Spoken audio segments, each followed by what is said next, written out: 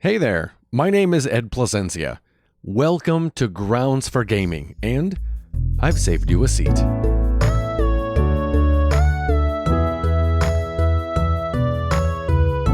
You know, I gotta be honest with you, this episode is gonna sound a lot like the last episode. Thanks for joining me. I really appreciate you being here. It's good to see you again. I don't know what you're drinking. I am drinking the last few sips of a cup of Square One Guatemalan coffee. And gosh, it's my very favorite coffee. Just in general, I'm usually more drawn to the South American coffees. I'm not a big fan of floral tasting coffees. A lot of the African beans have a bit of a floral taste to it that just doesn't do it for me. But the South and Central American blends, if I had my druthers, that's where it's at for me. So, yeah, I'm just finishing up a cup of Guatemalan, and it's still warm because it's in a thermos. And you know what? That, I know this is grounds for gaming, but we're doing the coffee grounds part right off the bat. That's my tip to you this week. If you have just a regular coffee maker that, it sits on the burner and that's what keeps it hot, what that actually does is it kind of burns the coffee, or it can give it a burnt taste the longer it's sitting on there. So what I do is any of the extra coffee that's left over when I brew coffee, I put in a thermos and just tighten that lid. And when you're ready for more, it is piping hot for you still. And it is, I learned that from Jess Steffi, who is the owner at Square One. So that's not an Edward original, but I will originally pass it on to you. I hope you had a great week. I hope you had a great Easter weekend. It was very, very chill here at our place. We didn't do anything. We were going to try to walk the dogs downtown, but it was a little too chilly here in northeastern Indiana to do that. So we just stayed put, and we just played games. My wife Sarah and I played a little bit more of the Borderlands 4 DLC, the Mad Ellie pack that came out.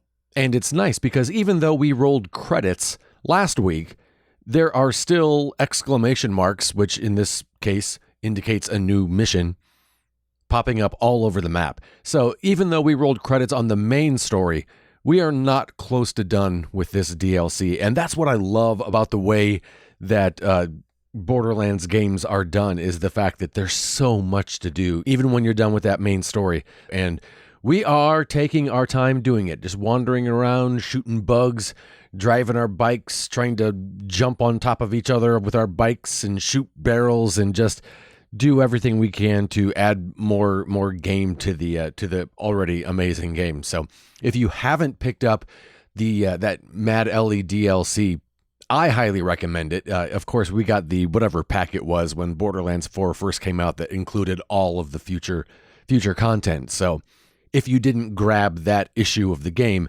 I can safely say that yes, this one is definitely worth picking up.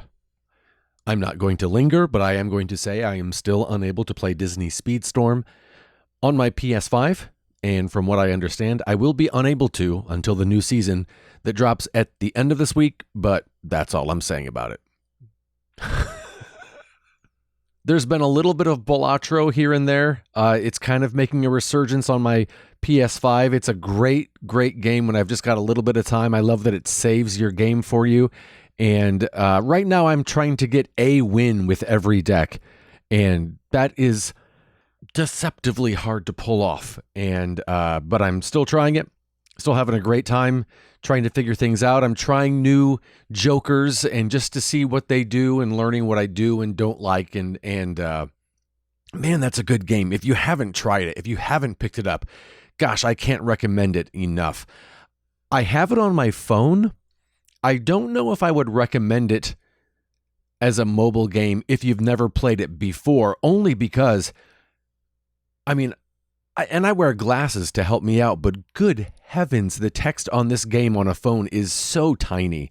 It is often very hard to kind of make out what the text is saying or what the instructions are on each joker, or even on the big blinds when they list them off. So if you haven't played it before, but you do grab it on a phone, bring your readers along with you if you're old like me, because wow, it can be tough sometimes. And what's even tougher is really differentiating. Sometimes it's hard to differentiate between the suits. Sometimes I think I'm playing a flush, but there's one spade slipped in there with the other clubs or something like that. So just a heads up that the game is tiny on a phone. So if you're used to it and you know what you're doing, I say go for it.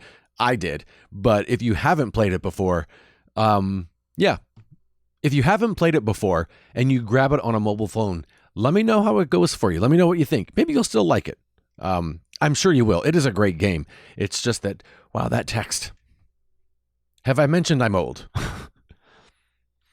But most of my time has been spent in Crimson Desert. I believe last week I was at 40 hours, maybe just shy of it, maybe 39. I am currently at 65 hours. So 25 more hours in. And just last night, I finished chapter 4. I think I'm not going to spoil it and say a number, but I think I heard, if you don't want to know, I think I heard how many chapters there are in this game. And I have a long way to go. I mean, I can just look at the map and still see how much of it is fogged over. And I have traveled all over the place, just wandering around and finding things. And I decided this week to really push the story needle and start to tackle some of these main missions. There were 2 bosses that kind of had me concerned. I am proud to report I've beaten both of them, and we have moved the needle quite a bit. There's a very tricky archery contest that kind of you must win in order to further the story, and just the way the NPC is so fast. Basically, it's you versus an NPC. Targets pop up at random. The first one to shoot the target gets a point. The first one to 10 points. And you should look up online videos of people being schooled by the NPCs. It is insane how fast, before my eye can even register which target is popping up, the NPC is sailed his arrow. So that was a little frustrating. I had to set my camera speed settings all the way to 100, and I beat it after that, but it was not before quite a few tries. It's kind of a bummer hearing so many people kind of diss the story. Even the devs themselves came out and said, yeah, we could have done a little bit better. Even the main voice actor said, yeah, it was kind of a weird story. I never knew what was happening or what was going on. And gosh, I must be adult. I'm enjoying it. I'm really having a good time. And, I'm not here for the story. I'm enjoying playing the game more than I am the story, but it's not a bad story. It's by any stretch of the imagination. I honestly think it's just as good as any, I don't know, Far Cry or Assassin's Creed, or I don't know. Maybe those have bad stories too, and maybe that's why I like it. But yeah, I'm having a good time, and I think part of it is because I've spent so much time wandering around and not pushing the story needle. I wasn't really getting a lot of story beats. I was getting a lot of story and backstory about the land and the world and different characters in that land, but I wasn't really getting that overarching story.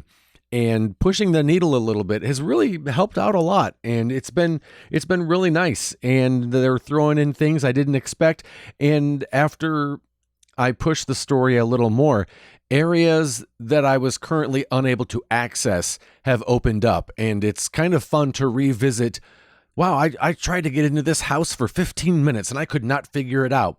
Well, I just needed to further the story, and then when it says go to that house, there's someone there and the door is open and it's and so it's kind of fun to revisit areas that had me stumped before and find out, oh, okay, I just wasn't supposed to be here yet. And it's made the game's obtuseness sometimes a little easier to digest, because now that I've seen that happen more than once, quite a few times, Now I know, okay, if I get stumped somewhere, maybe I'm just not supposed to be here yet. And it's a little bit easier to say, let's put this on the back burner and we'll probably come back to it later. But I'm 65 hours in, and it sounds like a long time, and I guess it is, but I'm having so much fun still just wandering and exploring. I'm enjoying the story. I find myself quite a bit on YouTube, not looking up answers, but just looking up things you should know, or why you shouldn't do this, or how to better understand your camp management, and things like that. And it really does help quite a bit.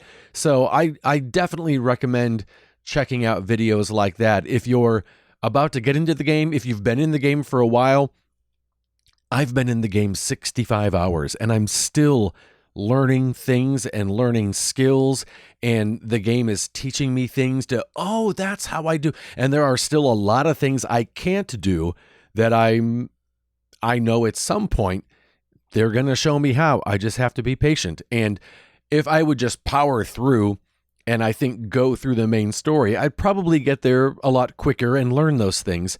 But right now I'm fine. Today during my stream on Twitch, I came across, and it's been a while, maybe a week, a boss that really kicked my butt. And I tried more times than I thought I would to beat him.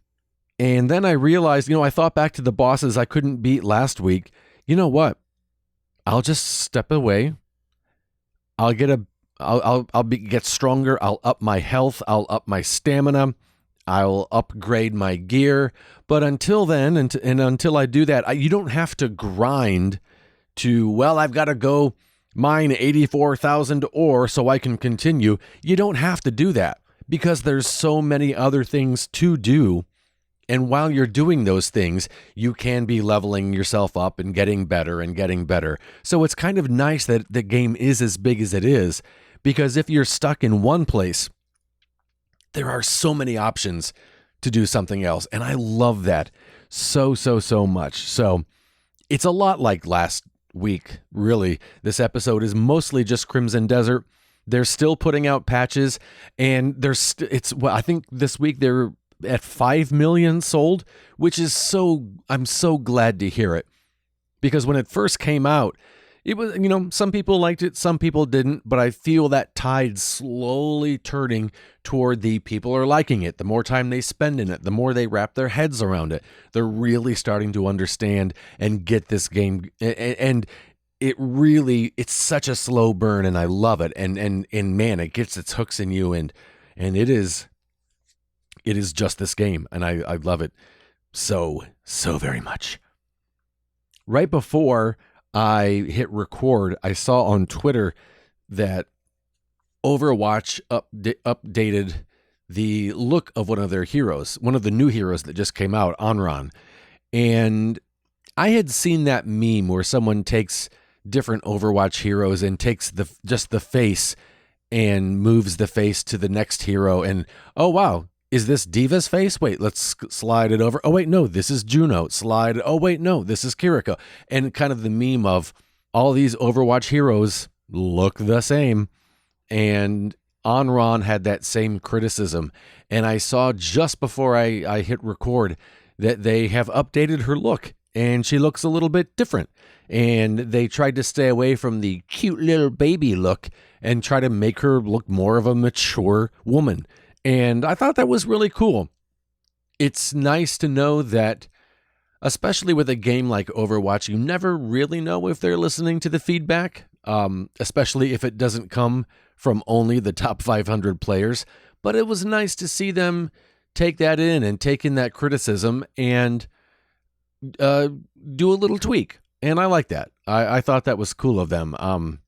I didn't have any complaints about it personally, about her look. But people were right. Her face did look a lot like every other female in the game. And so it was kind of cool that they took that criticism to heart and thought, well, you know what, let's see if we can do a little bit better. So I think it's nice that they did that. I've been subscribed to Game Informer, the actual physical magazine, since its reboot. And they these issues come out very slowly. I think they announced the Invincible cover.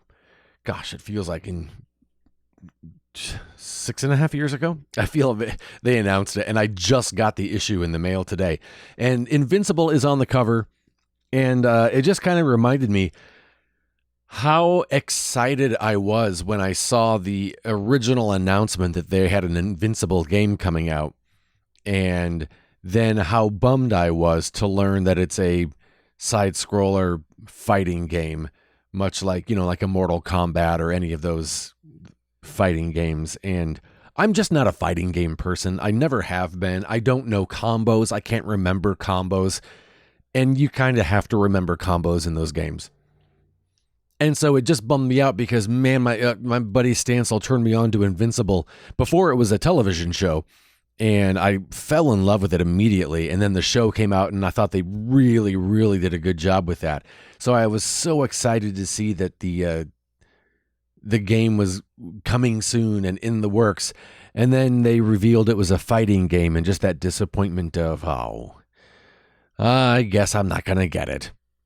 And it made me wonder, is there a game that that's based on an IP that you're a huge fan of, but the game style itself is just not up your alley? If there's a game that comes to mind, drop me a line, grounds4gaming@gmail.com, or you can reply on X or Blue Sky or wherever. But I'd love to hear if there's a game out there that you love that world that it's based on, but man, it's just not for you. Not that it's a bad game, it's just not for you. Drop me a line, grounds4gaming@gmail.com. Hey, I really want to say thanks for spending some time with me today. It means a lot. Grounds for Gaming will be right here when you're ready for another conversation, and your seat will always be waiting.